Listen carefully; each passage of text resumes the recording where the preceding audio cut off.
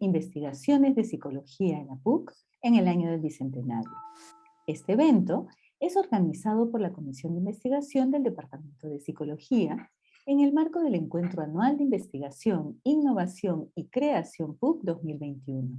Tengo el gusto de moderar este evento en el que participan colegas sumamente comprometidas en la atención a las diversas problemáticas de nuestro país. Antes de comenzar, quisiera solicitarles que por favor mantengan sus cámaras y micrófonos apagados. Al final de la presentación habrá una ronda de preguntas en la que se responderán todas las inquietudes que nos vayan dejando tanto en la sección del chat o en el Facebook del departamento durante la transmisión en vivo. En este evento nos acompaña la doctora Susana Frisancho, quien es doctora en Psicología del Desarrollo por la Universidad de Fordham, Nueva York, Estados Unidos, magíster en Psicología y licenciada en Psicología Educacional por la Pontificia Universidad Católica del Perú. Ella es profesora del Departamento de Psicología de la PUC, coordinadora del Grupo de Investigación en Cognición, Aprendizaje y Desarrollo. Está interesada en los procesos de construcción del conocimiento, el desarrollo y la educación moral, la educación ciudadana, los procesos psicológicos vinculados a las asignaturas escolares, especialmente a las ciencias sociales, la historia y la filosofía, los procesos de formación y reflexión docente y la relación entre desarrollo humano y educación. La doctora Frisancho trabaja desde el marco general constructivista y específicamente piagetano. El tema que nos presentará el día de hoy se titula Quemando brujas, dilemas morales de líderes ayánicas. Asimismo, nos acompaña la magíster Adriana Fernández, quien es magíster en Psicología Comunitaria y licenciada en Psicología con mención en Psicología Clínica por la Pontificia Universidad Católica del Perú. Es docente ordinaria y a tiempo completo del Departamento de Psicología de la PUC e investigadora miembro de los grupos de investigación en Psicología Forense y Penitenciaria, Psicología Comunitaria y en Estudios de Género en la PUC. Se ha especializado en la investigación aplicada en temas de violencia de género, identidad de género, diversidad sexual, salud mental comunitaria y criminología. Asimismo, nos acompaña Macarena González, quien es licenciada en Psicología Clínica por la Pontificia Universidad Católica del Perú, especializada en género, derechos humanos y políticas públicas por la Fundación Henry Dunant de Chile. Ella es asistente de docencia en la Facultad de Psicología de la PUC y se encuentra cursando la maestría en Psicoanálisis y Teoría de la Cultura en la Universidad Complutense de Madrid. Actualmente se dedica al diseño y facilitación de programas de prevención y capacitación en temas de derechos sexuales y reproductivos, violencia basada en género y trata de personas. Este evento cuenta con dos partes. La primera parte es expositiva. En ella tendremos la presentación de las ponentes, quienes nos brindarán los alcances sobre sus temas de investigación. La segunda parte consistirá en una ronda de preguntas del público sobre los contenidos presentados, en donde recogeremos, como ya dije, tanto las preguntas que vayan ustedes dejando en el chat que ya está activo, así como aquellas que se dejen vía Facebook. Sin más preámbulo, damos la palabra a la doctora Susana Frisancho, quien nos presentará su estudio acerca de Quemando brujas, dilemas morales de líderes ayánicas. Estimada Susana, tienes la palabra. Gracias, Sheila. Se me escucha bien, ¿verdad? Así es, perfecto. Voy a compartir mi pantalla para que podamos tener un poco un PowerPoint. Ya. Bueno, muy contenta de estar aquí esta tarde y de poder presentar algunos de los resultados de este estudio. Este es un estudio que hemos realizado el doctor Enrique Delgado y yo. Ya está publicado en el Journal of Ethnic and Cultural Studies. Tenemos un artículo del cual voy a presentar algunas ideas, porque no me va a alcanzar el tiempo para todo, pero quiero darles un poco el panorama general de lo que hemos estudiado con esta investigación. Voy a achicar esto porque no me deja ver. Ya, ahí está. Perfecto. Bueno, yo me voy a enfocar en una práctica cultural que es poco conocida, en verdad, mucha gente se sorprende de que esto exista todavía, ¿no? Y especialmente es poco conocida desde la psicología, ¿no?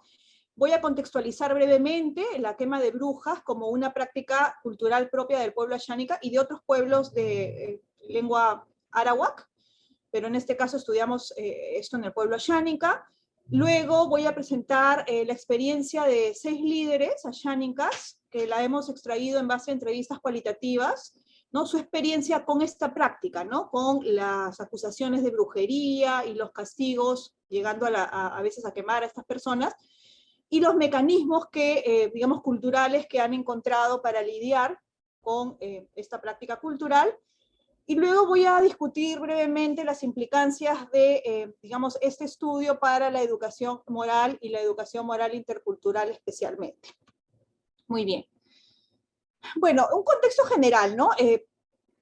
Todo el mundo sabe, creo ya, que el Perú es un país altamente diverso y que entonces, debido a esa diversidad, la educación intercultural es necesaria, ¿no? Tenemos por lo menos 55 grupos étnicos distintos. Digo por lo menos porque muchos dicen que son bastantes más, ¿no? Pero por lo menos son 55. Entonces, digamos que la educación intercultural se plantea como un canal, diría yo, un medio, ¿no? Una herramienta para promover relaciones más equitativas, más justas entre grupos que convivimos en el mismo territorio, pero que somos diversos, ¿no? Entonces se trata de convertir a estos grupos en interlocutores de un diálogo cada vez más equitativo, ¿no? En condiciones más justas en el espacio público. Sin embargo, y esto es importante, y eso también motiva un poco el estudio que les voy a presentar, la educación intercultural se sigue enfocando básicamente en algunos aspectos culturales como la lengua, por ejemplo, lo que llamamos a veces el folclore, y no aborda, yo podría decir que de ninguna manera, ¿no? Pero o sea, no tiene presencia la educación ciudadana y la educación moral desde la perspectiva intercultural. Entonces, en general, digamos, si uno analiza los currículos, el AIB está centrado en prácticas culturales que no tienen necesariamente relación con lo moral, y en la revitalización o la recuperación o el fortalecimiento del uso de las lenguas maternas, ¿no? Las lenguas originarias. Muy bien. Entonces, este es un marco también que nos empuja, nos motiva a explorar aspectos de, digamos, culturales que son importantes desde un punto de vista psicológico, que son importantes para la educación intercultural y que no están presentes todavía en las propuestas que conocemos de educación intercultural bilingüe, ¿no? Entonces, a ver, ¿qué sabemos de la brujería, de la hechicería como parte de la vida cotidiana, ¿no?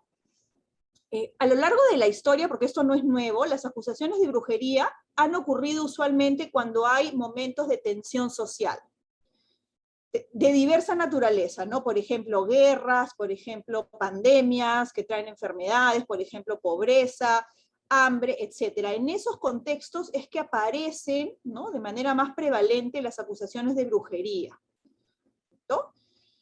Debido a que las personas suponen, digamos, que el castigo es disuasivo, es decir, que si yo castigo, pues, ¿no?, a alguien que se porta mal, por decirlo de alguna manera, esa persona va a modificar su comportamiento, entonces los acusados de brujería usualmente han sido sujetos de castigos muy fuertes de violencia física y de severas consecuencias sociales. Esto está estudiado especialmente por la antropología, ¿no? Hay, digamos, no solamente en el Perú, sino en el mundo hay digamos, diversos reportes sobre este tipo de prácticas en contextos en los que, digamos, se identifican a brujos, ¿no? Ahora, es importante señalar que esto no es cosa del pasado, ¿no? La caza de brujas, la persecución de los brujos continúan siendo vigentes en diferentes partes del mundo. Nosotros hemos recogido para ese trabajo, digamos, noticias, en fin, libros, estudios sobre la brujería, la quema de brujas en el siglo XXI. O sea, ahora no más, ¿no? Entonces, aquí tenemos un ejemplo Este es del 2016, una noticia que salió a la televisión en Oxapampa, en Pasco, ¿no? La quema de una bruja, y decían, le estamos dando su escarmiento. Y ahí, si se dan cuenta, hay una especie de fogata, y ahí hay una persona, era una mujer, ¿no? Que está siendo quemada. Entonces, esto es vigente. Entonces, según Roja, un antropólogo también, el control social, ¿no?, de la sociedad asháninka, que es una sociedad que no tiene instituciones como las que conocemos nosotros, la policía, por ejemplo, etcétera, ¿no? Se lleva a cabo a través de costumbres, normas, tradiciones, ¿no? Por ejemplo, la creencia en los poderes de castigo de los espíritus, ¿de acuerdo? Y también la creencia en la hechicería y la brujería, ¿no?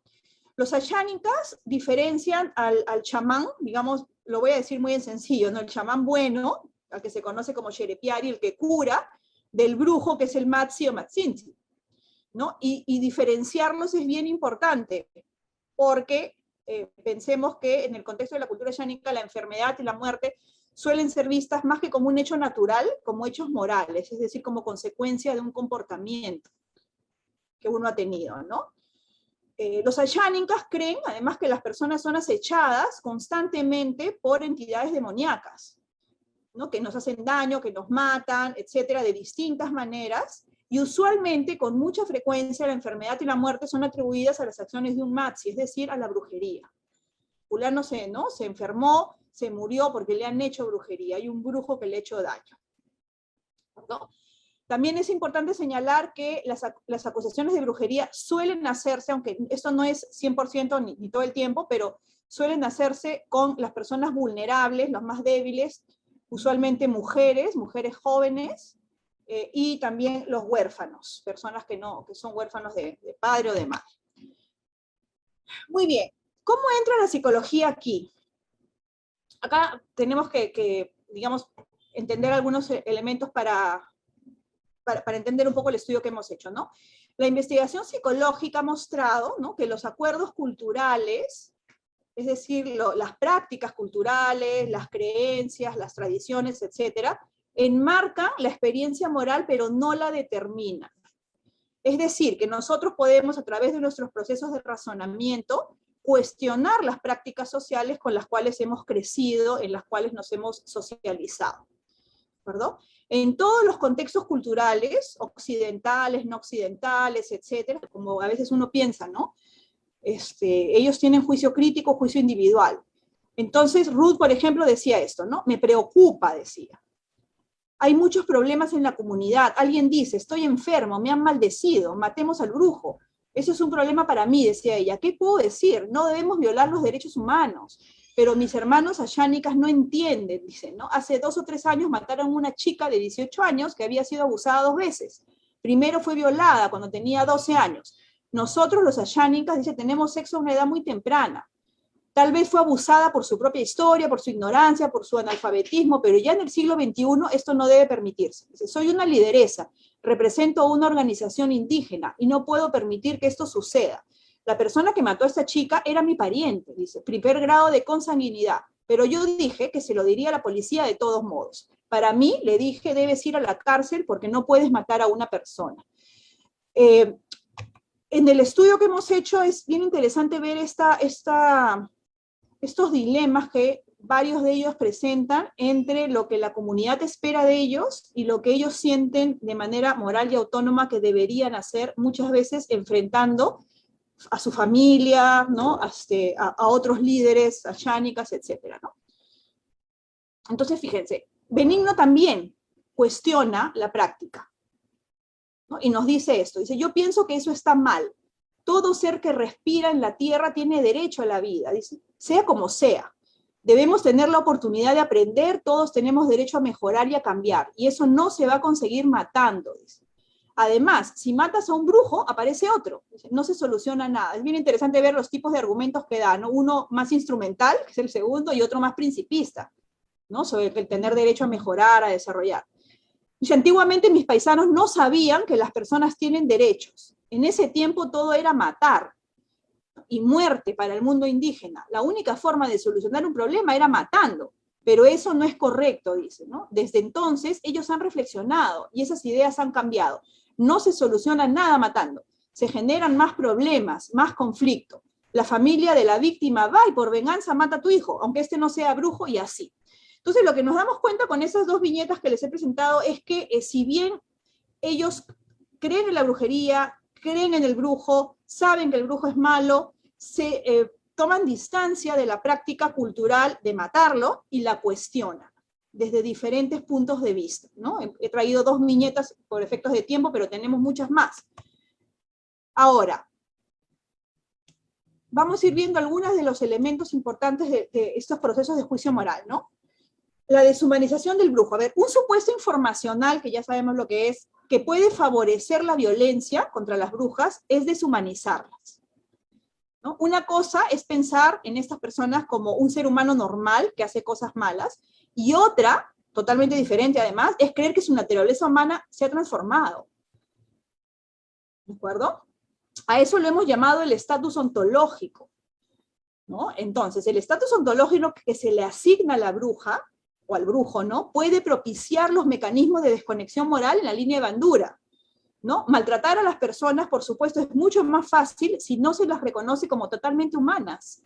Si se piensa que es un animal, si se piensa que es un ente que ya se ha deshumanizado porque está, ¿no?, poseído por algún tipo de espíritu, etc., ¿no? Hay que notar, que es bien interesante esto, ¿no?, que las atribuciones de humanidad están ligadas a la cultura y no coinciden con los usos que hacemos nosotros en Occidente de esta categoría, ¿no? Sin embargo, la dinámica psicológica que ha descrito Bandura sigue operativa, es la misma. Y en las entrevistas de este estudio, ¿no?, tenemos varias entrevistas que muestran que las brujas están sujetas a deshumanización, ¿no?, por procesos culturales en los que ellos creen, ¿no?, por la posesión, la intrusión, etcétera, etcétera, etcétera, pero ellos están convencidos que eso ha afectado la voluntad y la naturaleza humana de las personas, ¿no? Por ejemplo, para que lo vean bien claro, acá Magali Pérez nos dice, ¿no?, cuando se hechiza a una persona, ésta siente como un hormigueo en la boca, dice, y a partir de ese momento empieza a soñar con quién lo hechizó. Escucha a esa persona en sus sueños diciendo, tienes que ir y matar al señor fulano y tal. Luego se va y se convierte en un pajarito. Se va ya transformado y empieza a hacer su trabajo. La gente dice que se convierte en animales. Victoria Mendoza, que es la señora que está aquí con nosotros, sentada en el suelo, ella nos dice también, el brujo podría ser cualquier persona, una persona como nosotros o como los que están mirando ahora, pero en la noche, dice, cuando duerme, para el brujo ya no somos personas, nos ven como animales, por eso nos maldicen, así como nos gusta matar animales, comer venados, dice, del mismo modo el brujo nos ve como su comida. Entonces, fíjense cómo hay una, digamos, creencia en esa transformación ontológica. O sea, el brujo deja de ser una persona y se convierte en un ente, ¿no?, en un ente poseído. Y eso, por supuesto, facilita que, ¿no?, el desapego y prácticas como la quema de brujas. Entonces, cuestionar el supuesto informacional sobre la naturaleza del brujo, es decir, verlo como un ser humano, como lo hizo Benigno, hace un rato que les leí, como lo hizo Ruth, ¿no?, verlo como un ser humano y no como un animal, o como alguien poseído por el mal, es fundamental para distanciarse de las acciones violentas. Por ejemplo, ¿no?, Ruth Buendía dice, y nos cuenta cómo le respondió una persona, dice, pero esta bruja es una persona natural, le dijo, tiene derechos, sabe llorar como tú lo haces, ella también sufre, y nosotros no tenemos el derecho a quitarle la vida. ¿Se dan cuenta que hay una toma de distancia, ¿no?, frente a la naturaleza del brujo como animal, y es un reconocimiento de su naturaleza humana que hace ella, y por eso ella se posiciona como contraria a la práctica de quema, ¿no?, de quemarlas, digamos, en esta hoguera. Muy bien. Ahora, después de ver este elemento de deshumanización, tenemos este otro, ¿no?, lo planteamos como preguntas. ¿La quema de brujas es homicidio o es autodefensa? Fíjense, ¿no? Es importante entender el marco cultural que sustenta la práctica, ¿no? En primer lugar, a ver, si los ayánicas creen que ser un matzi, es decir, ser un brujo, cambia la naturaleza o voluntad de las personas, ¿no?, si estas personas ya no son vistas como seres humanos, sino como una humanidad degradada, como animales, como seres poseídos, entonces matarlas no es un homicidio en sentido estricto. porque no estás matando a una persona, ¿no? En segundo lugar, es importante señalarlo también, el supuesto informacional otorga a los Matsi poderes que realmente existen, es decir, ellos creen que el Matsi tiene poderes y que estos poderes son usados de manera negativa, o sea, es un brujo, no es un chamán, ¿no? Son usados para hacer daño. Y entonces matarlos se interpreta como un acto de autodefensa. Es exactamente igual que la pena de muerte en los países en los que existe, ¿no? Uno mata a una persona, esa es la racionalidad, ¿no? Que es peligrosa para la vida en sociedad o para la comunidad. Es exactamente el mismo razonamiento, pero dentro de las prácticas de la propia cultura, ¿no? Y eso es lo importante. Entonces, por ejemplo, acá Raúl Casanto, que es este señor de la foto, nos cuenta, ¿no? Dice, cuando era niño, dice, él fue testigo, junto con su abuela, ¿no? De que iban a quemar a una niña acusada de bruja. Y la abuela quería salvarla. Y no la dejaron salvarla. Entonces Raúl nos cuenta la experiencia. Dice, cuando tenía 6 o 7 años fui testigo. Dice, una niña iba a ser quemada, la gente la acusó de ser bruja. Un día, dice, una mujer llegó corriendo, desesperada, y le dijo a mi abuela, comadre, van a quemar a Mónica. ¿Quién? Dije, un tipo, un fulano de tal, dice que se ha enfermado por alguna brujería. Y mi abuela dijo, dice, no, vamos a ver, y corrió hacia allá. Cuando llegamos, dice, la leña ya estaba ardiendo y la niña estaba atada y la iban a poner en ese fuego. Y él se acuerda de todo esto que vio cuando era niño, ¿no? El hombre que acusó a la niña se había ido al bosque, dice, ¿no? La gente esperaba que regresara y viera la orden. Entonces Raúl sigue contando. Dice, mi abuela les rogó que no mataran a la niña.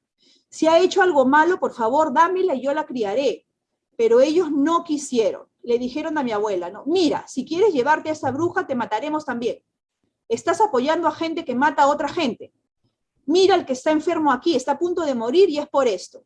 Mi abuela lloró, dice, yo estaba muy asustado viendo todo. Luego de repente vino otro chico y dijo, no, no la vamos a matar aquí. Cerca habían 2 troncos de árboles que podían usarse como balsa, ¿no? Los agarró, los troncos, y ató los pies y la cabeza de la niña, sus manos, ató todos los troncos y la tiró al río Perené, ¿no? Y el río se llevó a la niña.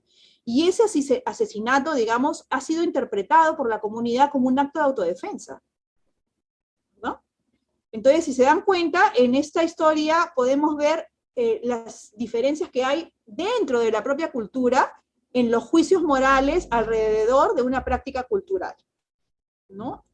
Algunas personas la consideran inhumana, otras personas la consideran simplemente una práctica de autodefensa, dentro de la misma cultura. Entonces hay una variabilidad de juicios morales alrededor de la misma práctica, ¿no?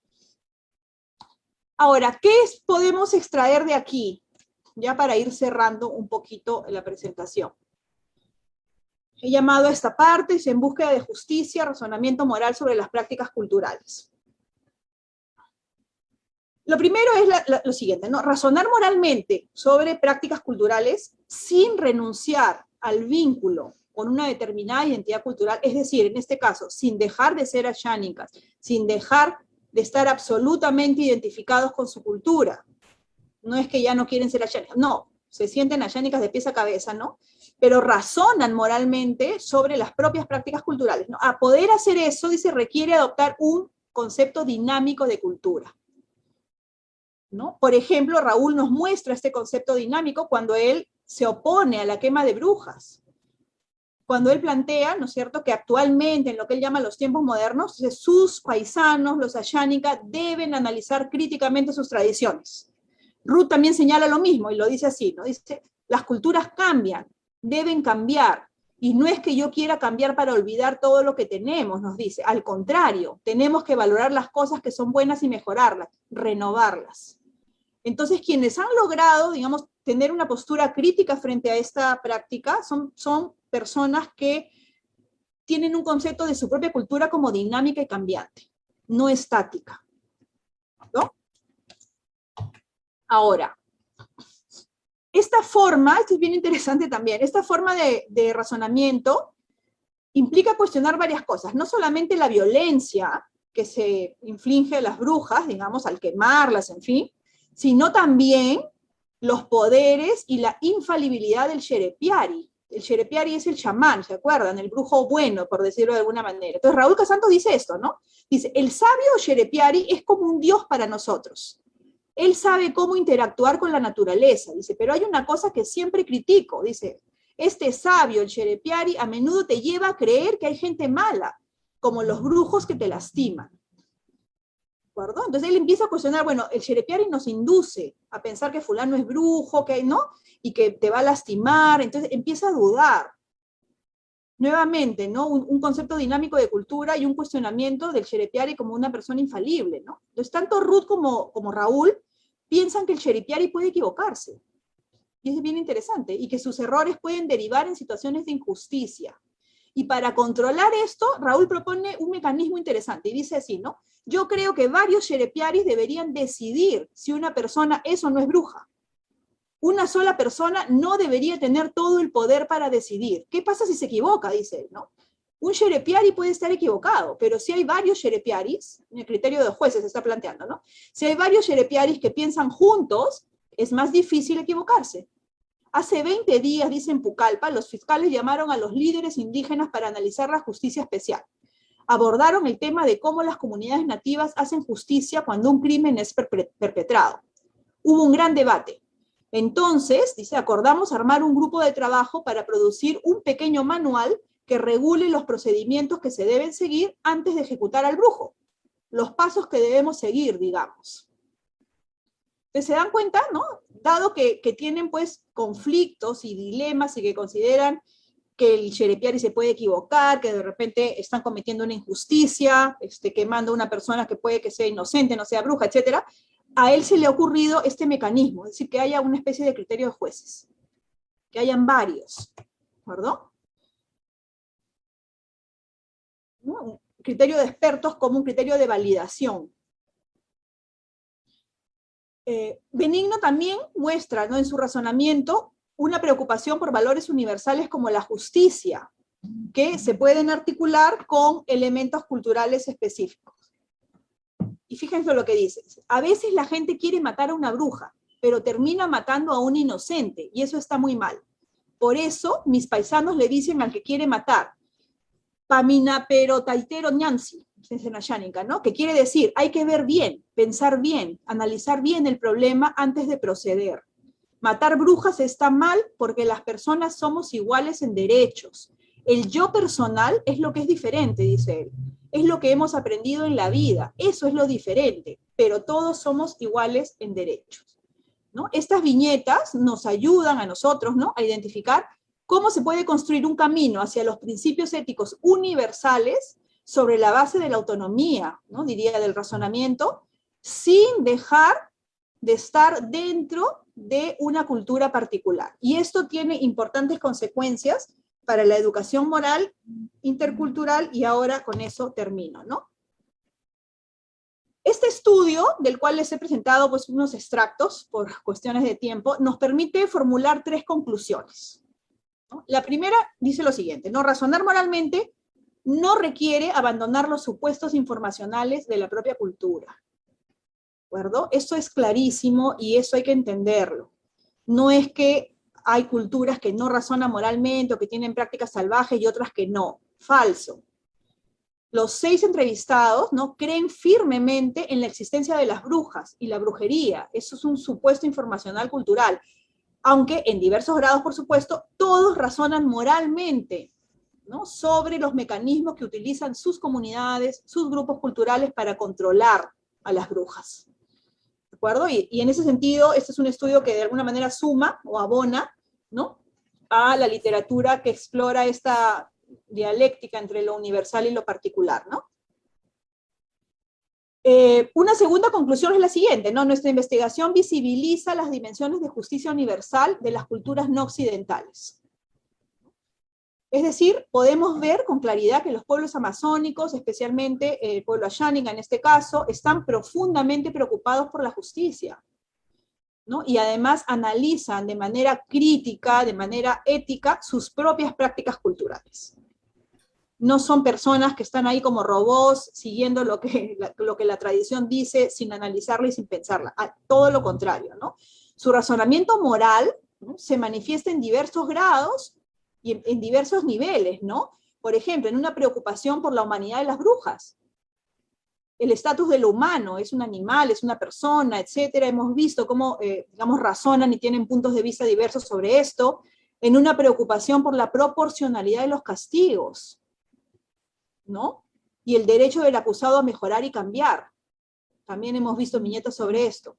Y en una búsqueda, ¿no?, de acuerdo entre jueces. Hemos visto la postura de Raúl sobre esto, que les he traído una viñeta, ¿no? Por el debido proceso, etcétera. Y estas son preocupaciones que son compartidas por todos los sistemas de justicia del mundo occidental. O sea, que están, ¿no?, en la Asamblea General de las Naciones Unidas, en la Declaración Universal de Derechos Humanos, ¿no?, etcétera, etcétera, en el Pacto Internacional de Derechos Civiles y Políticos. Entonces, esto contradice, y esto es lo importante, tanto una comprensión relativista de la moralidad, todo depende de la cultura, no hay universales, tú no puedes imponer, un poco esas posturas se contradicen con estos resultados, ¿no? Y también se contradice el sentido común, ¿no?, que asume que las culturas indígenas son inconmensurables con Occidente y que los principios éticos son una construcción occidental que no tiene cabida en las comunidades, en este caso amazónicas. Totalmente falso en realidad, como creo que lo hemos mostrado en este estudio, ¿no? Y la tercera conclusión importante es esta, ¿no? Hay varios y distintos caminos culturales hacia los principios morales universales, ¿no? Las personas que creen en las brujas pueden al mismo tiempo ser conscientes de los derechos humanos, por supuesto, e intentar reconciliar su sistema de creencias, sus prácticas culturales, en este caso la quema de brujas, por ejemplo, ¿no?, con una visión del castigo y de la justicia más equilibrada. ¿De acuerdo? Esto, por supuesto, nos indica que hay, digamos, que puede ser compatible una mirada universal con una mirada también que dé atención a las particularidades culturales. Y bueno, esto es fundamental también para pensar o repensar la educación intercultural, ¿no? Porque la educación intercultural debería, desde nuestro punto de vista, incorporar la dimensión moral. No puede ser solamente, digamos, basarse en la lengua o en las tradiciones culturales que no pasan por la moral, sino que se necesita hablar, ¿no?, de los temas con un marco crítico y de temas que presentan conflictos morales, que son temas de ciudadanía, etcétera, ¿no? ¿Esto qué significa? Significa cuestionar, ¿no?, la naturalización de juicios culturales asimétricos. Por ejemplo, ¿no?, cuando creencias occidentales son entendidas como religión y creencias indígenas equivalentes son entendidas como supersticiones, ¿verdad?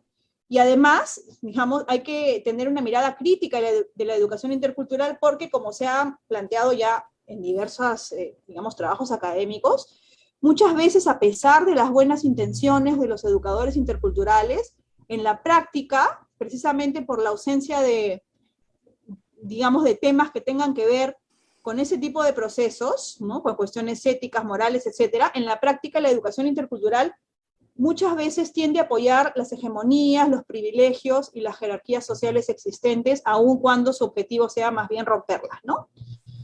Muy bien, creo que aquí me quedo, así es.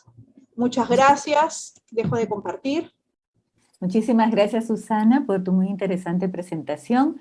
A continuación, vamos a dar la palabra a la magíster Adriana Fernández y a la licenciada Macarena González, quienes nos presentarán su estudio titulado Trayectorias de vida de mujeres recluidas por tráfico ilícito de drogas. Muchas gracias a las dos. Adriana, Macarena, tienen la palabra. Muchas gracias, Sheila, y gracias al Vicerrectorado de Investigación por hacer este evento. Voy a compartir mi pantalla y me confirman que esta se puede visualizar. Sí, está bien. Sí, ¿sí? La vemos bien. Perfecto, lo voy a poner en presentación. Y bueno, primero comentarles que vamos a presentar la investigación que ya Sheila mencionó, que además ha sido una investigación que ganó el concurso anual de proyectos de investigación del Vicerrectorado de Investigación para grupos de investigación. Nosotras somos parte del grupo de investigación de Psicología Forense y Penitenciaria y hemos sido un grupo de 12 psicólogas, investigadoras detrás de esta investigación que he coordinado yo, y estas 12 investigadoras han estado en las diferentes fases de la investigación. Voy a dejar a Macarena para que pueda exponer la primera parte, que va a constar del contexto, el marco conceptual y la metodología, y luego voy a retomar la exposición yo para poder hablar sobre los resultados, la discusión y las conclusiones de la investigación. Gracias. Bueno, empezamos entonces con el contexto de la investigación para explicar un poco también sobre la relevancia de la misma. Según la Oficina de las Naciones Unidas contra las Drogas y el Delito, el hacinamiento en las cárceles es una problemática mundial. En este contexto, el Perú presenta un 133% de sobrepoblación penitenciaria. Y cabe señalar que de los 69 establecimientos penitenciarios que tenemos a nivel nacional, solo 12 son para población femenina.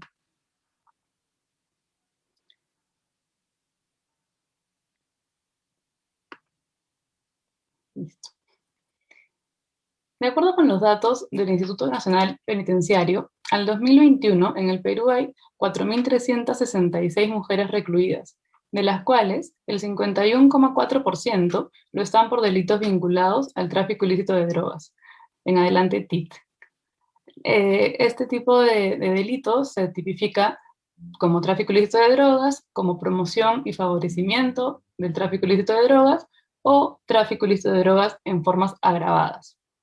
Estas cifras nos muestran que el TIT se ha convertido en una actividad delictiva que convoca la participación femenina, por lo que resulta urgente explorar los motivos y las circunstancias de vida que llevan a las mujeres a involucrarse en él.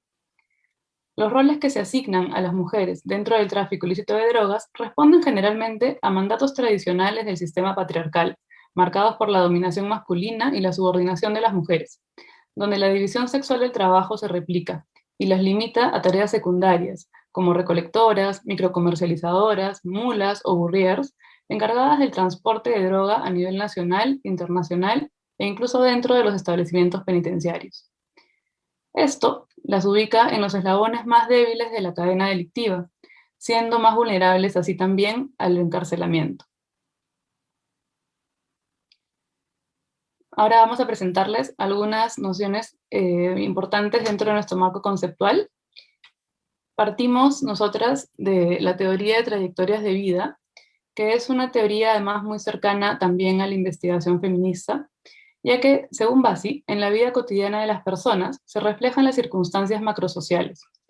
Esto significa que sobre los sujetos pesan las fallas estructurales, las crisis de la economía o la inestabilidad estatal. En la teoría de trayectorias de vida hay dos conceptos centrales. Por un lado, están los hitos, entendidos como momentos críticos de la vida de una persona, y por el otro, los puntos de inflexión, que son entendidos como situaciones cruciales que modifican el curso de la vida, ya sea debido a un evento inesperado, ¿no? O a un momento muy importante dentro de la trayectoria de una persona. Particularmente en el caso de las mujeres, en las trayectorias de vida femeninas, desde una perspectiva de género, tenemos que en contraposición con las trayectorias masculinas, que pueden encaminarse en una ruta de desarrollo individual con mayor facilidad, las mujeres más bien estamos socialmente orientadas, asumiendo responsabilidades sobre otras personas.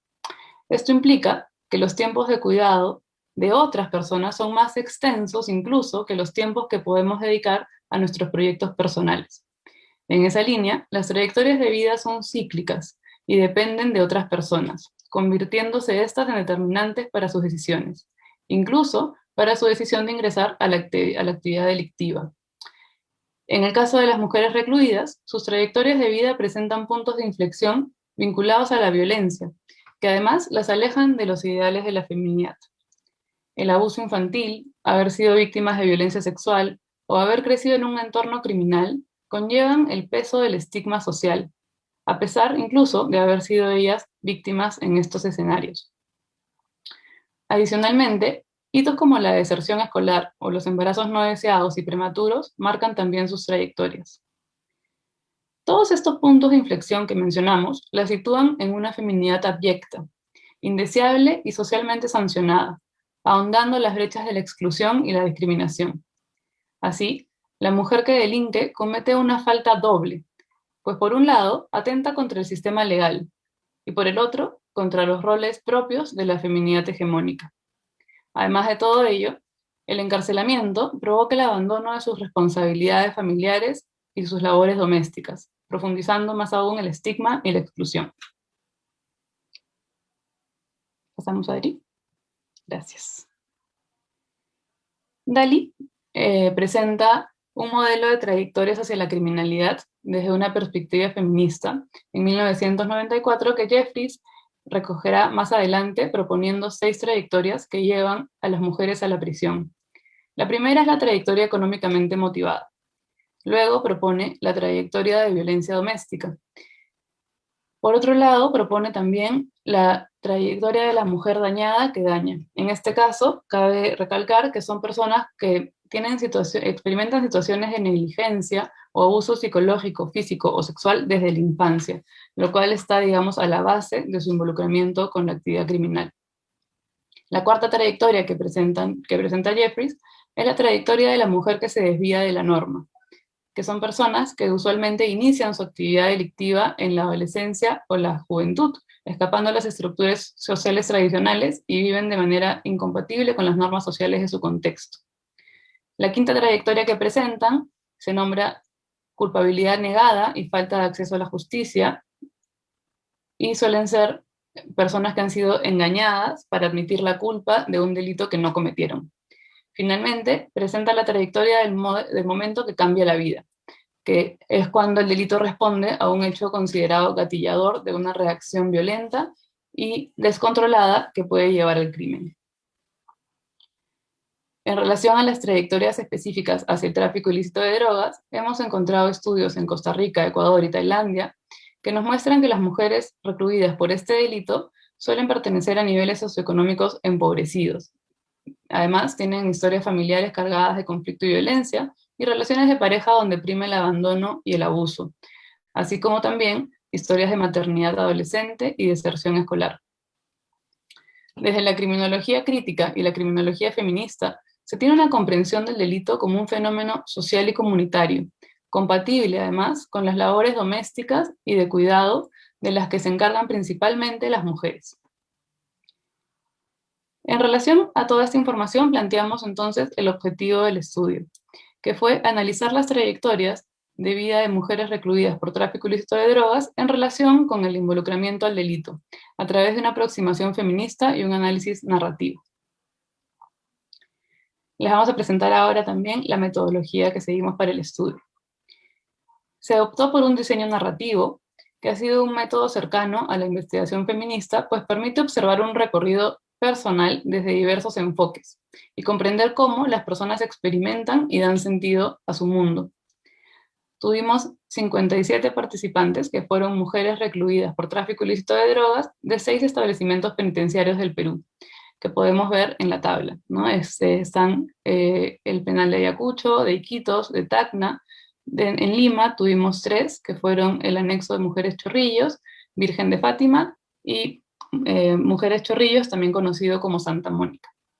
Como podemos ver además, tenemos aquí los porcentajes de personas que están recluidas por tráfico ilícito de drogas, y podemos ver que el de Ayacucho encabeza la lista con 81.9%, ¿no? Y así vemos que prácticamente en todos están por arriba del 50%, salvo en Mujeres Chorrillos, que tiene solo 46%, pero sigue siendo un porcentaje sumamente elevado dentro de la población penitenciaria de los penales. Bien. Es importante decir que nuestro posicionamiento como investigadoras feministas nos permitió comprender el involucramiento de estas mujeres en el delito desde sus voces, reconociéndolas como expertas de sus propias vidas. En cuanto a las técnicas de producción de información, se tuvo una ficha de datos sociodemográficos, jurídicos y penitenciarios y una entrevista semiestructurada que estuvo dividida en 4 áreas que permitieron explorar eventos significativos de sus trayectorias de vida, así como su involucramiento con contextos delictivos y su vinculación con drogas ilegales en el Perú. Las áreas de la entrevista fueron relación con el entorno y relaciones interpersonales significativas, vida escolar y vida laboral. En la tercera fue cuerpo, sexualidad y vida reproductiva, y finalmente cercanía a contextos delictivos, consumo de drogas e involucramiento en el tráfico ilícito de drogas.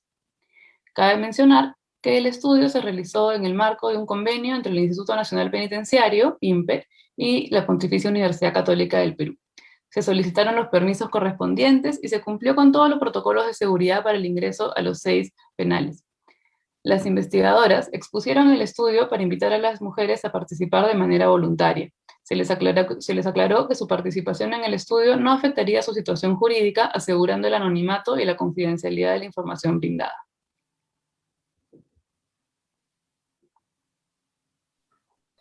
Ok, voy a pasar a presentar los resultados de la investigación.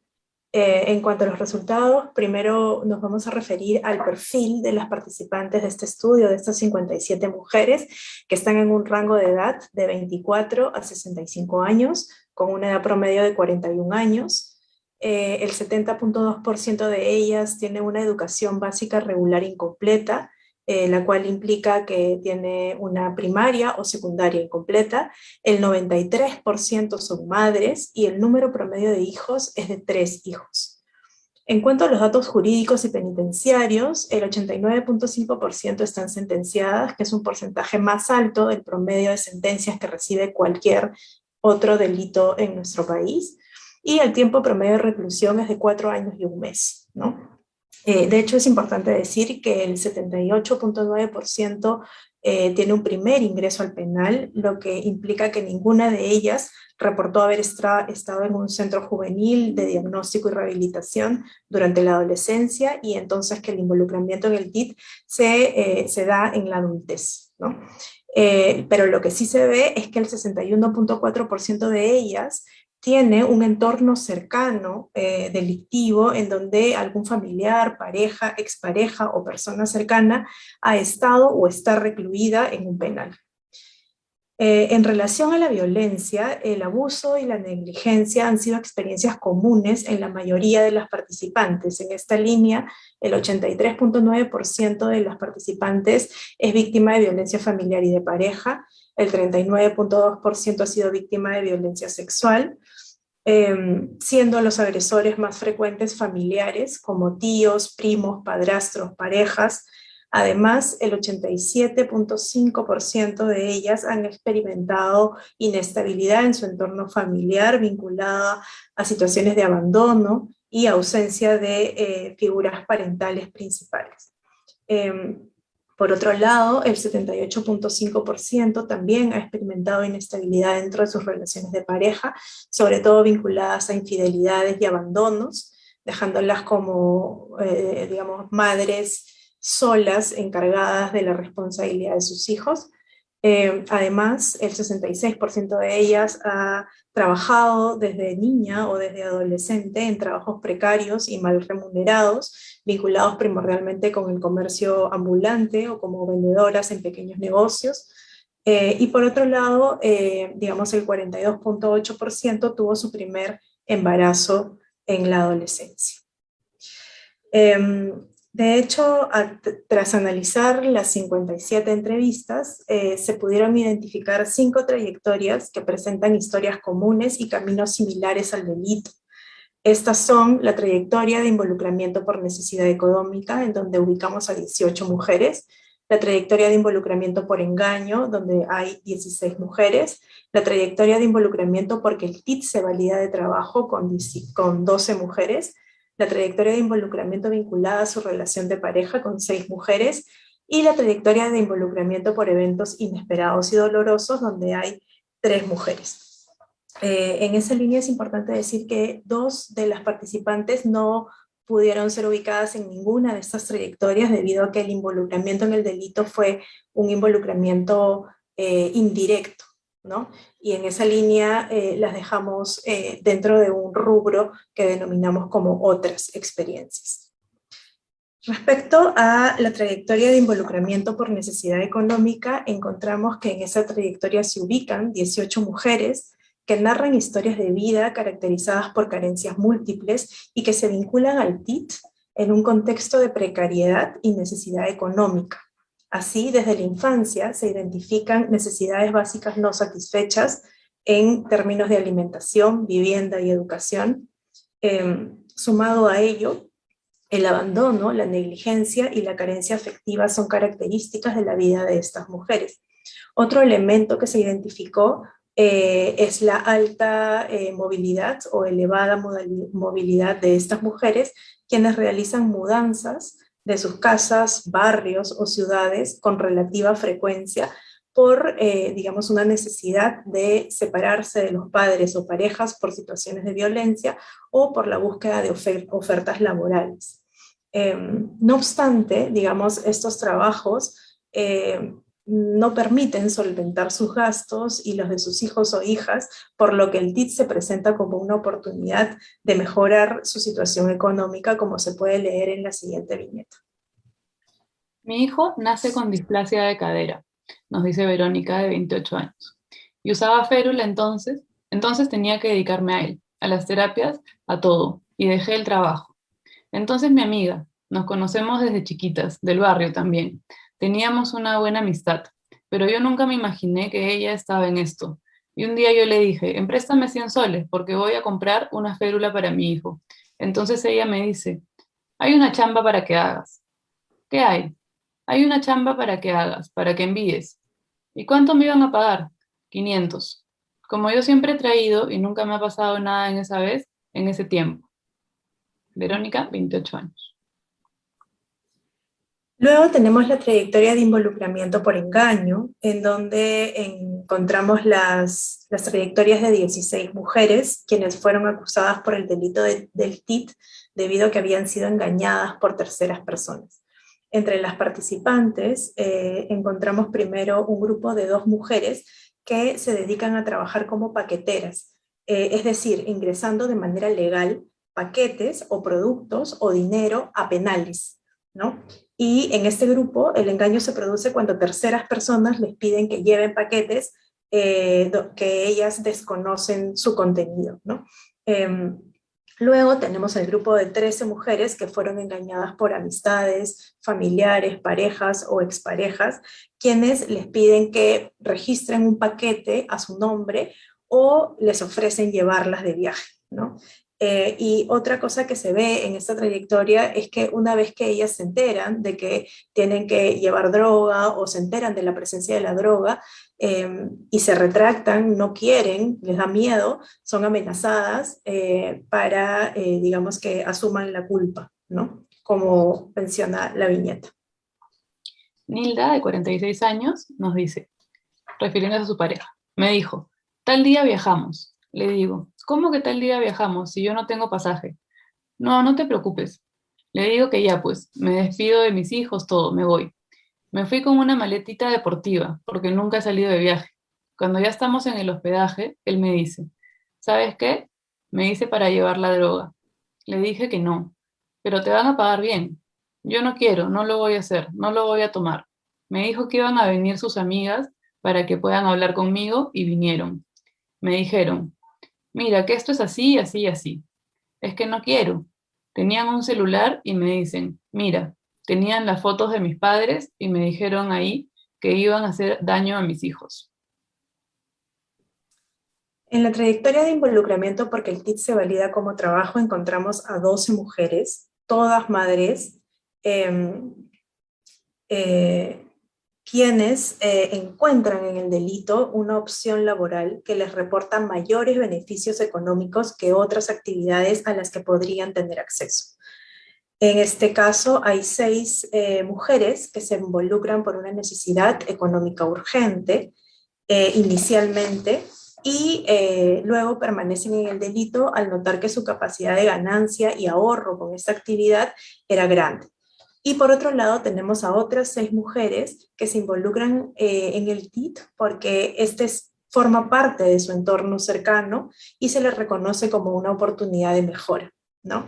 La mayoría de estas mujeres proviene de una situación de precariedad material y afectiva y en el vínculo con la red de narcotráfico o digamos, encuentran una sensación de protección y de seguridad, ¿no? El TIT aparece como una vía para garantizar su autonomía e independencia y transformar su propia identidad, pues se convierten en proveedoras y protectoras de sus familiares, como se lee. También trabajaba por la legal y los fines de semana me ponía a microcomercializar. Lo que vendía en 3 días ya tenía la comida segura, pasajes seguros para el colegio de mis hijos, para pagar algunas cosas y que no me falte nada. Más o menos me salía, nos dice Elizabeth, de 50 años. Y en relación a los cambios en los roles tradicionales de género, Ariana, de 34 años, nos dice: me sentía la dueña del mundo, porque tenía plata. No le faltaba nada a mis hijos. No hacía que le falte nada a mi mamá. A él, refiriéndose a su pareja que ya estaba en la cárcel, con esa misma plata lo iba a ver. Le hacía que no le falte nada. Le llevaba sus paquetes de víveres. A mis hijos les compraba todo. Hacía que no les falte nada. En la trayectoria de involucramiento vinculada a su relación de pareja encontramos a 6 mujeres, todas heterosexuales, con relaciones de pareja donde la convivencia, la cotidianeidad y los afectos las llevan a incorporar el TIT en sus vidas. En 2 de las historias se puede ver claramente cómo ellas aprenden de sus parejas que tienen una trayectoria delictiva, digamos, anterior, ¿no? Y, digamos, en 4 de ellas vemos que el involucramiento tiene que ver con cuando las parejas, apelando al amor o a la responsabilidad que ellas tienen en la economía del hogar, le piden que, digamos, se involucren en el delito, ¿no? Algo que también es distintivo de esta trayectoria es que al ser una trayectoria que se da en el ámbito de la familia o incluso dentro de la casa, también afecta e involucra a otros miembros de la familia porque justamente es una actividad que se realiza en el hogar, ¿no? Entonces hijos, hermanos, primos también de alguna u otra manera se involucran en el delito. ¿Leemos? Lucía, de 44 años, nos dice: ahí es donde él agarra y comienza a vender droga. Yo le comienzo a ver cómo lo prepara, cómo lo hace. Ya tenía el conocimiento, porque de eso no sabía. La entrevistadora pregunta: ¿en ese momento tú también comercializabas? Ella le responde: ya también, con él, claro. Él me enseñaba o me decía: ya, haz así, tienes que hacerlo así. Buen tiempo hemos estado así, ahí viviendo. Con respecto a la manipulación relacionada a la relación afectiva, Julia, de 25 años, nos comenta. Su pareja le decía: amor, ¿tú me amas? Tú sabes que sí, le digo. ¿Puedes hacer algo por mí? ¿Qué cosa? Simple cosa, llevas y ya. Me dice: no, ¿cómo yo voy a llevar? Tú estás necesitando para tu tesis y te niegas a recibir mi plata, así. Ya pues, lo llevas y te pago mucho más de lo que le pago a los demás. Yo tenía bastante miedo. No, no te va a pasar nada. Como yo mismo, yo que te amo, te voy a involucrar en algo que te pasaría. Y finalmente, en la trayectoria de involucramiento por eventos inesperados y dolorosos, encontramos a 3 mujeres cuyo involucramiento al TIT se da porque estos eventos cambian radicalmente sus vidas y las empujan al delito. En los 3 casos, estos eventos se vinculan a relaciones con hombres que son significativos para sus vidas. En 2 casos, la pareja, con cuestiones de infidelidad, y en un caso, el padre que fallece. Flor, de 48 años, nos dice: yo hice lo que yo quise para que me encuentren rápido y me vaya presa. No pensé en el dolor que iba a ocasionar. No pensé en mis hijos. No pensé en nadie. Solo pensé en lo que yo sentía, en lo que yo quería, salir de ese dolor, refiriéndose a la infidelidad del esposo. Desde que yo he llegado acá, refiriéndose al penal, pude salir de ese dolor. Pero hay veces que no sé, digo yo, bueno, por algo también estaré yo acá, porque logré olvidarme de mi esposo. Sí, sí, pero me cuesta, me cuesta. Finalmente, algunos ejes que hemos planteado en la discusión, vinculados primero a las trayectorias de vida y el involucramiento al delito. ¿no? Según la teoría de trayectorias de vida, las transiciones positivas o negativas pueden producir cambios en las pautas vitales, pues en estos momentos será posible observar que el impacto en la estructura social y en la vida, el impacto de la estructura social en la vida privada de las personas.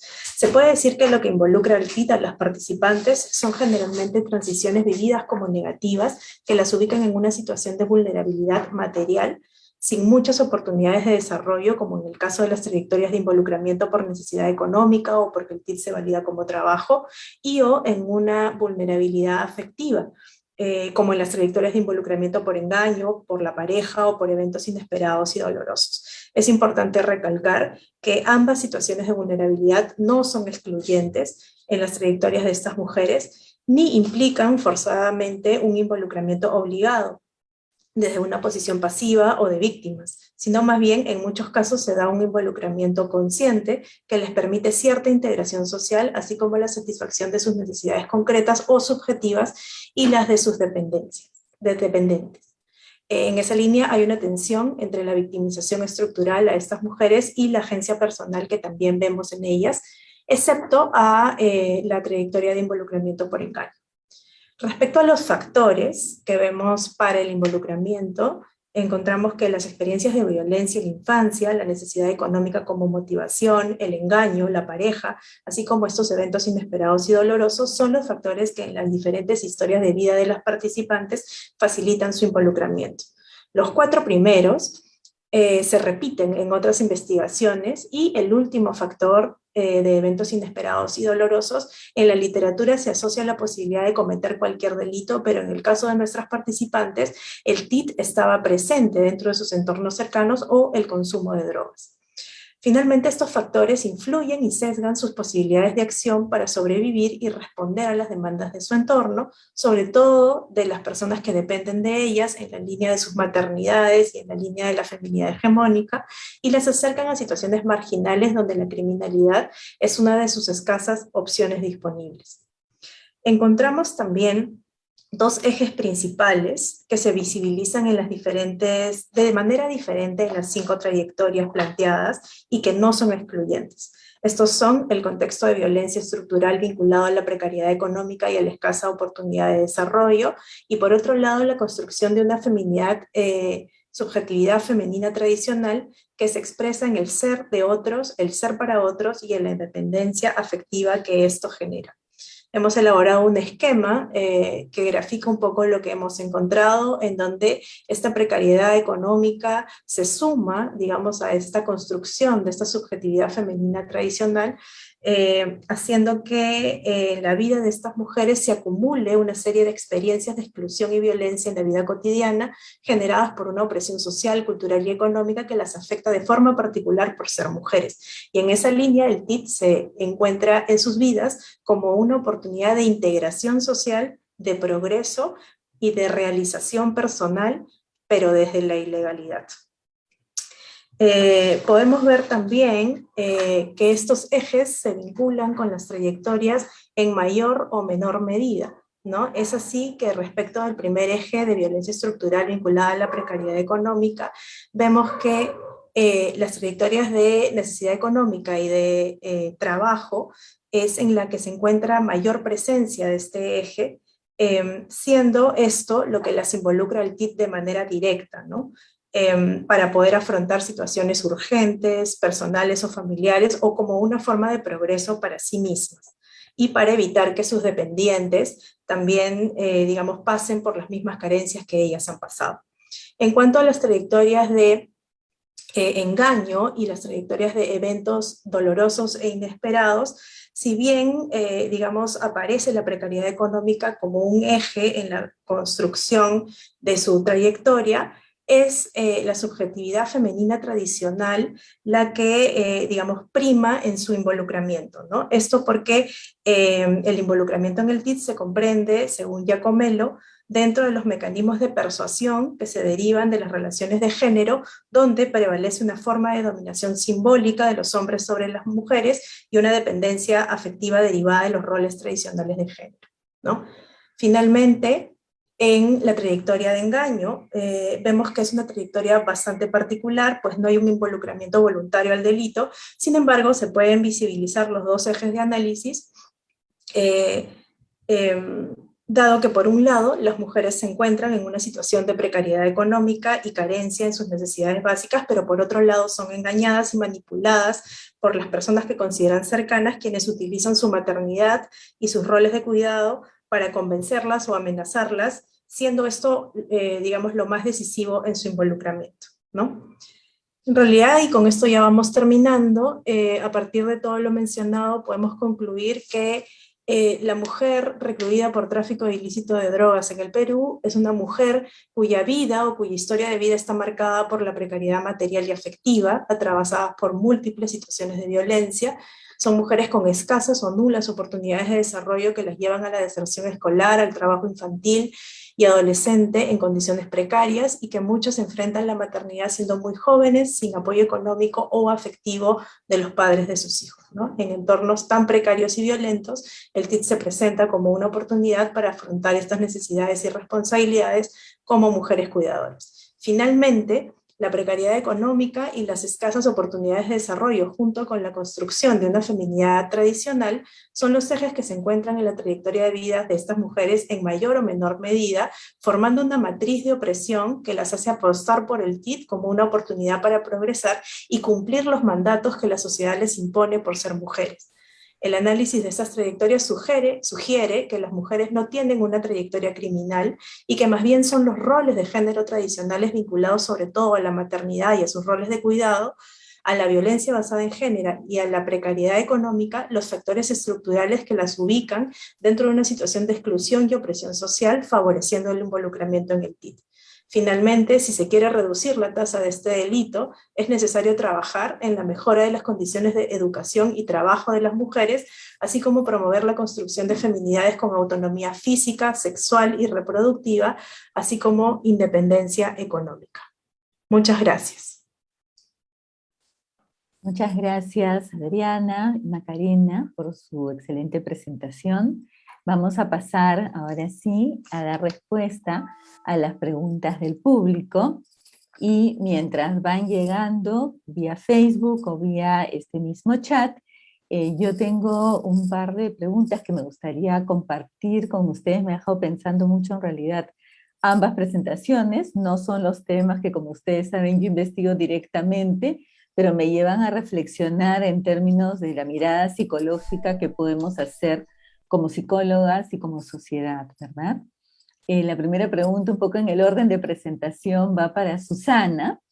Me ha dejado pensando muchísimo este supuesto informacional cultural, ¿no es verdad? Que finalmente se construye dentro de un marco de cultura y que puede tender a deshumanizar a algunas personas o grupos, ¿no? Que son justamente las personas más vulnerables, ¿no? Huérfanos, niños, niñas, ¿verdad? O mujeres solas, y que por un lado, según lo que entiendo de las entrevistas que ustedes han realizado, hay una suerte de temor hacia estas personas, son vistas como diferentes por alguna situación o acusadas, ¿no? De causar algún tipo de daño. O sea, quizás sería interesante, y esto es una reflexión, analizar cómo el daño es entendido, particularmente en el grupo Ashaninka, ¿no? Para ver a qué se están refiriendo con causar el daño, más allá de un dolor de estómago o de cabeza, en fin, de un malestar físico,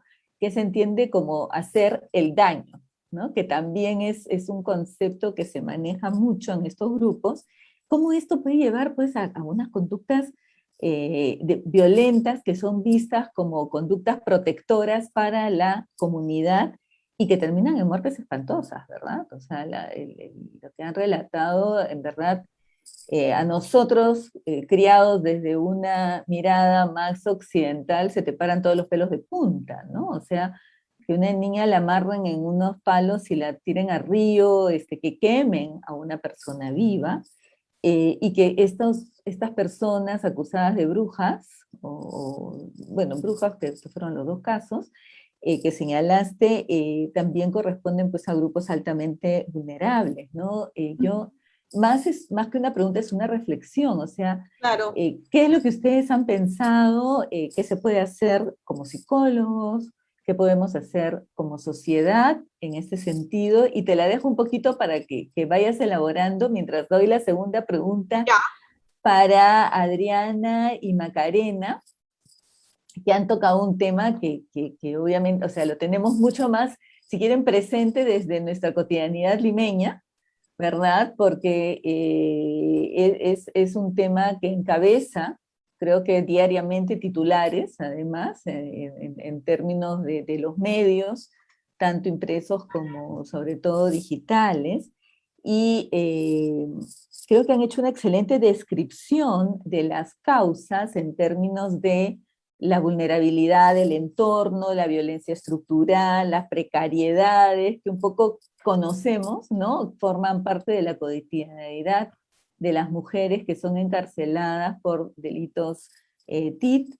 También me pareció súper interesante toda la información que han rescatado sobre la subjetividad femenina tradicional, ¿verdad? Que de alguna manera yo lo siento como que entrampa o encarcela desde antes que físicamente hayan sido enviadas a la cárcel, ya están encarceladas en sus propios hogares y en sus propias vidas cotidianas porque es una violencia estructural y niveles de precariedad de la cual simplemente no pueden salir. Y por otro lado, en los roles femeninos, el cuidado por el otro está muy presente, ¿no? Entonces no van a dejar a sus hijos, no van a dejar a sus padres, no van a dejar a sus parejas a su suerte si ellas pueden hacer algo por ellos, ¿no? Entonces, ustedes rápidamente, me imagino que por falta de tiempo, hacia el final ya en la conclusión señalaron, bueno, hay factores protectores, ¿no? Educación, dar mayor información sobre,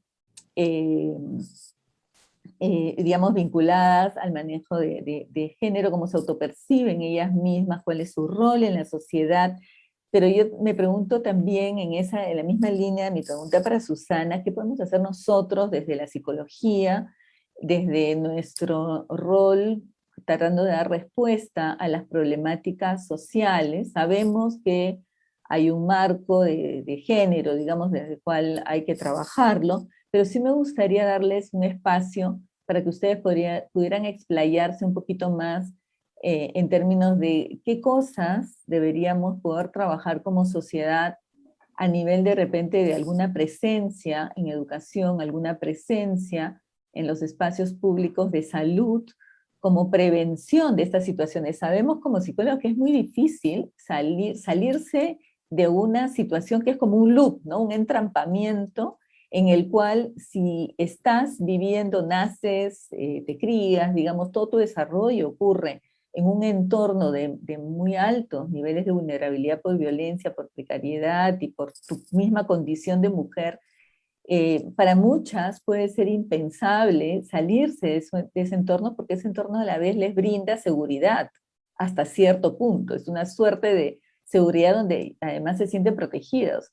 Y como ustedes mismas han mencionado de las entrevistas, el participar en este tipo de actividades delictivas dentro de determinadas redes, se sienten protegidas por la misma red hasta que finalmente caen, ¿no? Entonces, ¿qué cosas desde su perspectiva, qué es lo que ustedes han analizado, nos pueden de repente elaborar un poquito más sobre cuáles serían los factores protectores que tenemos que apuntalar y un poco por dónde empezar? Gracias. Entonces, vamos a darle primero la palabra a Susana, ¿sí? Adelante. Gracias, Sheila. Sí, yo creo lo primero que habría que pensar, creo, es que estas prácticas no son propias solamente de los Ashánica. O sea, nosotros tenemos igualito. La pena de muerte, no quemamos a la bruja, ¿no? Pero le metemos una inyección. O sea, es el equivalente tal cual, y también tenemos supuestos informacionales, lo que pasa es que estamos tan metidos que ya no los identificamos, ¿no? Como que son supuestos, solamente al contrastarlos quizá. Entonces ellos creen en la brujería, bueno, hay mucha gente que cree en la brujería, pero por ejemplo, un supuesto informacional de muchísima gente es que un delincuente no va a cambiar, que tiene algo biológico ahí, ¿no? Y por eso hay que matarlo. ¿Para qué gastas en mantenerlo en la cárcel, ¿no? Estás gastando la plata de los impuestos, esa gente no sirve para nada. Entonces, lo pongo en el tapete porque en verdad digamos, lo importante creo que hay que entender es que si bien los contenidos culturales son diferentes, ¿no? Los procesos, tanto de razonamiento sobre esos contenidos, son similares. Entonces, lo que nuestro estudio también muestra es que, digamos, un grupo de ashánicas con diferentes niveles educativos, ¿no? Que no son iguales entre ellos, ni mucho menos hombres y mujeres, todos razonan críticamente en mayor o menor medida como lo hacemos nosotros también, ¿no? Ellos discrepan entre sí, no están de acuerdo, algunos son más críticos que otros, algunos se conmueven más que otros, hay, ¿no? Digamos, un lado afectivo también que está presente, dan argumentos de diferente naturaleza, que es lo interesante, algunos son más instrumentales, ¿no? Como cuando Benigno decía, ¿para qué matas y luego sale otro? Entonces, como no vale la pena, eso es bastante instrumental, pero otros son más principistas, tienen derecho a la vida, etcétera, etcétera, ¿no? Entonces, lo importante es darnos cuenta que en cualquier grupo humano, precisamente porque todos somos humanos, todos tenemos capacidad de razón, las personas reflexionan críticamente sobre los procesos culturales en los que están inmersos, digamos, ¿no? Aunque algunos de estos nosotros no los entendamos o no los veamos como propios o nos parezcan raros, ¿no? Lo que hay que ir cambiando es esta mirada del otro como un salvaje, que es justamente uno de las, si quieres, de los adjetivos que más se ha atribuido a las comunidades amazónicas, ¿no? Son salvajes, son poco desarrollados. ¿Por qué? Porque vemos que queman bruja y nos olvidamos que metemos inyección o cortamos la cabeza, ¿no? O en fin, o los colgamos de la soga, en fin, hemos tenido varias formas también nosotros de eliminar personas y hay sociedades como los Estados Unidos donde siguen vigentes, ¿no? Entonces, eso es lo importante. Y cómo es que se construyen, digamos, estos puntos de vista cada vez más críticos, ¿no? Cada vez más complejos, por intercambio de ideas, de puntos de vista, por oportunidades de debate, por exposición a puntos de vista contrarios, distintos. Mientras más, ¿no? Oportunidades tengamos, y esto también es válido para cualquiera, para ellos como indígenas y para nosotros como no indígenas, es lo mismo, ¿no? Mientras más oportunidades tengamos de prestar atención, de escuchar los razonamientos, los puntos de vista de otros, más vamos a complejizar el nuestro.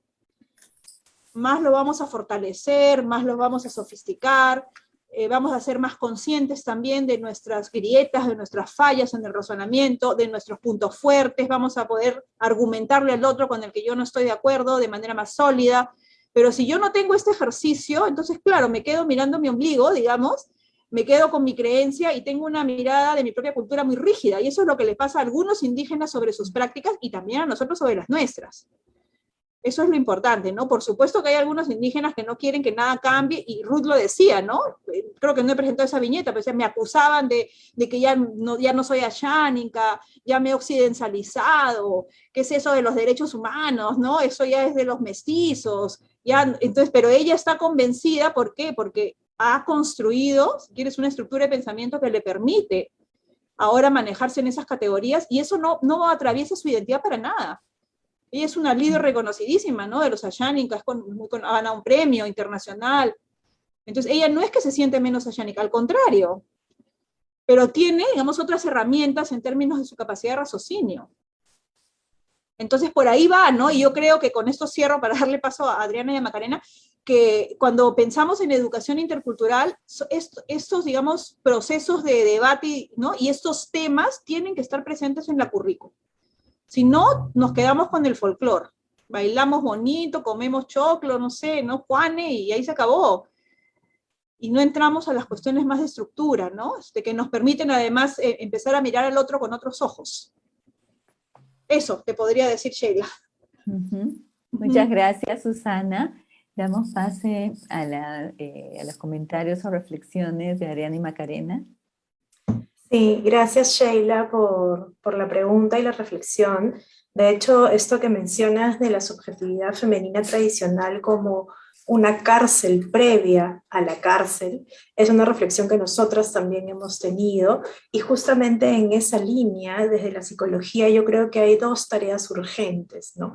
Una, el trabajo que tenemos que hacer como psicólogas dentro de la propia psicología y dentro de, digamos, la propia reflexión o de construcción que tenemos que hacer de algunos conceptos psicológicos, como por ejemplo la diada madre-bebé, como, digamos, la, o la madre como la persona más importante en el desarrollo y en, digamos, en el desarrollo de los hijos, de los bebés, y ir trasladando, como lo hemos hecho, la noción de cuidadores principales, ¿no? Que tiene que ver con la noción de maternaje no vinculada al sexo de la persona, sino vinculada a la capacidad humana de poder maternar a un ser humano, ¿no? Y que esa capacidad es una capacidad que la puede tener una mujer, la puede tener un hombre, ¿no? Simplemente lo que hay que hacer es desvincular esa capacidad de, digamos, un cuerpo específico, una biología específica. Creo que en la psicología lo estamos haciendo,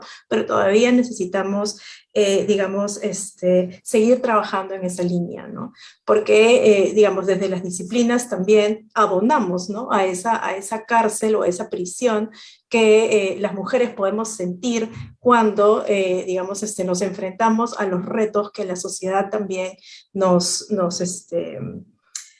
impone, ¿no? Eso por un lado, y bueno, también el tema de la socialización, ¿no? Creo que en la socialización también, la socialización diferenciada por género, hay que mirarla de una manera mucho más profunda dentro de la psicología para poder entender, digamos, las consecuencias que esta trae en las vidas de las personas, ¿no? Y bueno, lo voy a dejar ahí para ver si Macarena también quiere comentar algo adicional. Por supuesto. Gracias.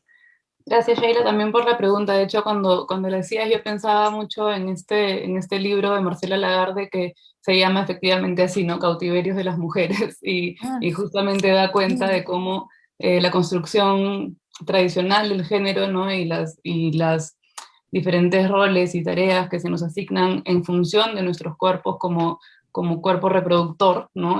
Básicamente nos encarcelan, ¿no? Nos aprisionan en diferentes sentidos. Y desde ahí yo creo que la psicología se puede involucrar también mucho en la implementación y adecuada capacitación en políticas públicas que incluso ya existen, ¿no? Como es el marco de educación sexual integral, que justamente tiene todo un componente que mucho más allá de referirse al asunto específico, ¿no? Del manejo de la sexualidad y la reproducción, tiene que ver también con la deconstrucción de las formas de comprender lo femenino y lo masculino, ¿no? De comprender el género y también de las relaciones de género en términos más igualitarios y equitativos. Y entonces definitivamente ahí es importante que las psicólogas, los psicólogos, las psicólogas nos involucremos en los espacios de capacitación para que estas políticas públicas sean recibidas no solamente en términos formales, sino también en términos experienciales, ¿no? Vivenciales, por docentes, por personal educativo, personal administrativo en las escuelas y también por la comunidad, ¿no? Porque de hecho la política de educación sexual integral tiene toda una línea de trabajo comunitaria que se refiere justamente a las familias, madres, padres de familia que están también complementando la educación constantemente, ¿no? La educación desde las escuelas, en las casas, en los hogares. Entonces, por ahí hay una primera línea. Y por otro lado, también pensando un poco ya en la política pública, creo que es sumamente importante seguir acompañando y promoviendo desde el sector educación, por un lado, y también desde el sector trabajo, programas de promoción que ofrezcan también oportunidades de desarrollo y autonomía económica para las mujeres, porque en tanto las mujeres estén enmarcadas en relaciones de dependencia económica con sus parejas violentas, ¿no? O con sus familiares que, como hemos visto, pueden manipular, pueden engañar, entonces sí se encuentran en una situación definitivamente de mayor vulnerabilidad y lo material, pues sabemos, termina determinando sus decisiones, ¿no? Y por otro lado también está el sector salud, ¿no? El sector salud tiene también políticas públicas que van, por ejemplo, como el servicio de atención diferenciada para adolescentes, ¿no? Que no es solamente un servicio de de dispendio de anticonceptivos, ¿no? Sino que más bien tiene también toda una línea educativa en relación al manejo de la propia reproducción y en ese sentido también acercarlo al proyecto de vida, comprender que la salud sexual y reproductiva tiene que hacer con nuestro proyecto de vida es sumamente importante, ¿no? Yo creo que en esos puntos que las personas que nos dedicamos a la psicología nos involucremos también en la implementación de este tipo de programas es fundamental, ¿no? Y es un rol que desde donde tal vez sí podemos sumar algún granito o varios. Muchísimas gracias a las tres por sus respuestas y ahora pasamos a las preguntas que tenemos por Zoom. Pregunta para la presentación de Adriana y Macarena. Muchas gracias por las presentaciones, muy interesantes los resultados. Quería saber cómo es que logran hacer las entrevistas. Bueno, en realidad es para Susana también, porque las tres, en los tres casos han trabajado en entrevistas. La idea del rapport, por ejemplo, es algo importante. ¿Cómo se ha dado esto? ¿Cómo hacen para acercarse a las personas? Okay, esta es una pregunta. Y la otra pregunta específicamente para la investigación de Susana. Me gusta mucho la idea de que las personas en la investigación de Susana quieran mostrar su identidad. Esto resulta muy significativo porque muchas veces leemos investigaciones donde las voces de las personas no se escuchan o no se ven, pero ¿qué dicen ellos? ¿Verdad? Es decir, ¿por qué es importante para ellos? Y esto, ¿qué compromiso trae a su vez a los o las, en este caso, investigadoras? Gracias. Gracias, Sheila. De repente empiezo yo y de ahí les doy la palabra a Diana y a Macarena. De acuerdo. ¿Cómo hacemos las entrevistas? Sí, o sea, eso es un buen punto, ¿no? En nuestro caso, esto implica todo un proceso. En esta investigación es más evidente porque el tema de la brujería es un tema tabú. De ninguna manera va a salir, a ver, cuéntame de la brujería y te van a contar, o sea, de ninguna manera, ¿no? Nosotros, esto no es un proyecto de investigación que hayamos presentado, sino que en el marco de otro proyecto, ¿no? Comiendo en la noche, ya cuando acabó toda la investigación, seguí comiendo ahí, jajaja, jijiji, escuchamos, ¿no? Ya en la confianza, una cosa que nos jaló el oído sobre la brujería. ¿Qué cosa? Y entonces, ¿te puedo grabar? Le preguntamos un poquito. Sí, claro que sí, por supuesto. Entonces, grabamos un poquito y con eso se nos ocurrió un poco el proyecto. O sea, ¿no? Y entonces, digamos, es un tema que salió en un ambiente de confianza, que porque nos tienen confianza, nosotros tenemos, como algunos saben, una relación con algunos miembros del pueblo Ayánica y del pueblo Shipibo ya de varios años, que no ha sido fácil de construir, ¿no? Y se ha sido difícil más bien de construir. Entonces, eso nos permite una serie de cosas que de otra manera no podríamos hacer, ¿no? Entonces, una vez identificado el tema, nosotros lo planteamos con dos personas con las que hemos trabajado más cercanamente este estudio en particular, que son Benigno, Vicente e Hilder Pérez.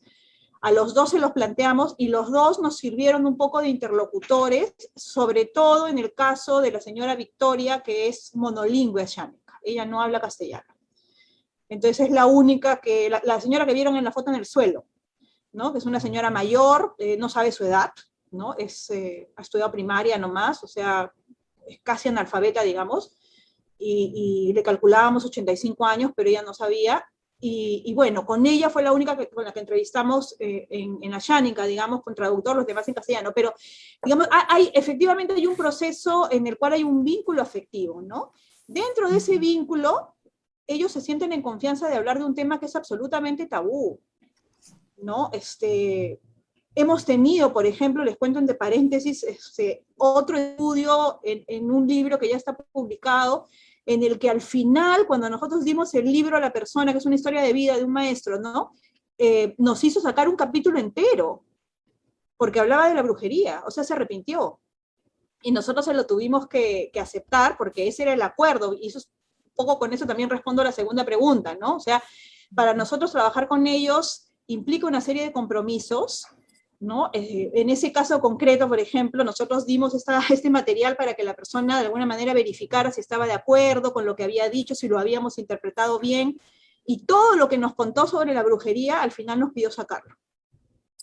y tuvimos que sacar un capítulo entero que a mí me parecía maravilloso, y el libro perdió porque se quedó sin ese capítulo, pero digamos, él lo pidió y así fue, ¿no? Está en todo su derecho, precisamente por lo delicado del tema, ¿no? Entonces, en relación digamos, aparecer con sus nombres, para ellos es valiosísimo e importante que la gente los reconozca y los conozca, ¿no? En general tienen la vivencia, y esto creo que es compartido por la mayoría de pueblos originarios aquí, que se les ha extraído mucho y se les ha dado muy poco, ¿no? O sea, casi como pichtacos, ¿no? Entonces los occidentales vamos, extraemos información para nuestros estudios, ganamos premios, dicen, ¿no? Publicamos, somos famosos y no sé qué, ¿y ellos qué? Ellos nada. Entonces para ellos es bien importante figurar, y por eso ya lo identificamos como importante, digamos, ya varios años atrás, y siempre les planteamos la confidencialidad al revés, ¿no? O sea, si tú no quieres, no sales, pero de todas maneras te ven, no, sí quiero, te dicen, ¿no? Quieren con su nombre y con su nombre, y eso trae pues una serie de compromisos, efectivamente, por ejemplo, de devolución de resultados para ellos, de todas maneras, muchas veces comparten la autoría.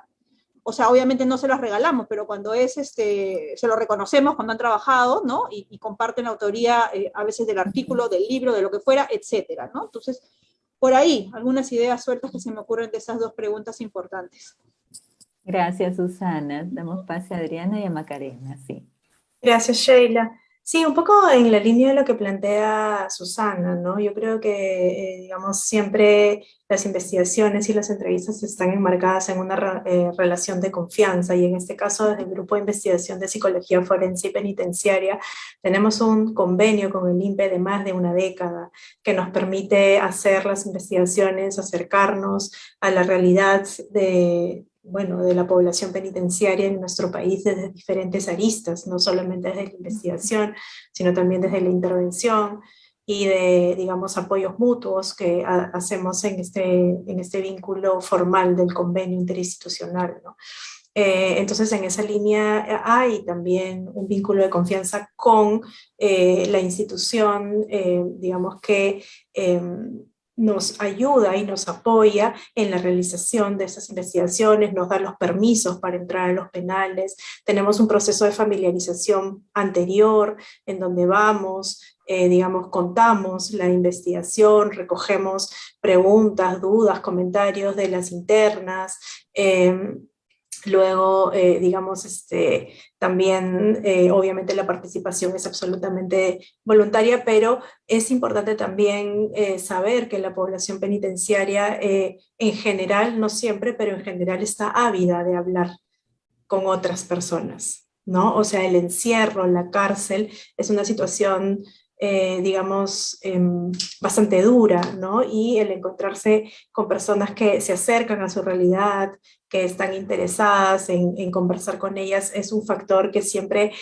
o la mayoría de veces, es bienvenido, ¿no? Eso también ayuda un montón. Una cosa que sí es tal vez un poco delicada es que a veces las internas pueden pensar que participar de una investigación puede ayudar o, digamos, interferir en sus procesos más legales o judiciales, y eso siempre lo dejamos súper claro, ¿no? Que, digamos, lo que pasa en la investigación no tiene nada que ver ni con favorecer ni con entorpecer sus procesos, digamos, más judiciales, ¿no? No sé, Maca, si tú quieres mencionar algo más para complementar. Sí, de pronto también comentar un poco en relación a la construcción de la guía de entrevista, ¿no? Estas entrevistas fueron realizadas en 1 o 2 sesiones que en ambos casos iban más o menos entre los 60 y 90 minutos, ¿no? Si calculábamos entrevistas largas, e íbamos empezando desde los márgenes, ¿no? Como para ir estableciendo también una relación en función, por ejemplo, a sus experiencias un poco más de su vida familiar, de su lugar de origen, ¿no? De su infancia, hasta llegar al asunto del involucramiento en el delito, que es probablemente, como decía Adriana, lo más sensible en este tipo de población. Eso también ayudaba mucho a ir como calentando y entrando en confianza con ellas para poder también generar un espacio de suficiente confianza como para que se sientan cómodas de compartir estas vivencias, además sumamente críticas, de violencia, de experiencias de marginación, de exclusión, que bueno, terminan saliendo en prácticamente todos los casos, ¿no? Eso en relación al rapport, ¿no? También siempre era súper importante estar muy claras con el tema penitenciario y judicial, y también con la confidencialidad, y ofrecer un espacio de eso, que no fuera solamente llevado hacia la extracción de información, ¿no? Sino también de generar un espacio para acompañarlas en un momento, reconociendo que estábamos acercándonos a dimensiones sumamente delicadas de sus vidas. Y creo que eso sí fue algo que como equipo de investigación teníamos bastante presente, ¿no? Que este espacio iba a ser una oportunidad para que ellas tuvieran un momento de diálogo, de conversación honesta, ¿no? Y de acompañamiento con una persona que probablemente pues estaba con más tiempo del que tienen usualmente en ese espacio para dialogar las personas que trabajan en el propio instituto penitenciario. Y bueno, también creo que desde ahí sí ha sido también interesante ver cómo en esos primeros acercamientos al establecimiento penitenciario para presentar la investigación también tenía un componente cuantitativo en el cual participaba toda la población penitenciaria, ¿no? Donde se hacía una encuesta un poco para conocer las características de la población. Entonces nosotras en realidad íbamos una primera vez para aplicar los cuestionarios a todas, presentábamos la investigación, ¿no? Luego ahí comentábamos que se podían inscribir quienes quisieran, ¿no? De pronto íbamos una o dos veces para aplicar los cuestionarios y ya nos iban conociendo, se iban acercando a preguntarnos de qué íbamos también resolviendo algunas dudas sobre de qué, más o menos de qué temas iba la entrevista y cuáles eran también las condiciones de confidencialidad. Entonces, habían unas cuantas semanas antes de la propia entrevista en las cuales ya nos iban viendo y íbamos también resolviendo un poco sus inquietudes, ¿no? Que también creo que eso ayudó bastante para que las personas se animaran a participar. De acuerdo. Bueno, lamentablemente ya no nos queda más tiempo para preguntas. Al nombre de la Comisión de Investigación del Departamento de Psicología y del Vicerrectorado de Investigación de la PUC, les agradecemos a todas ustedes y a nuestro público invitado por participar en este encuentro y compartir con nosotros sus experiencias. Muchas gracias con todos y todas y hasta una próxima oportunidad.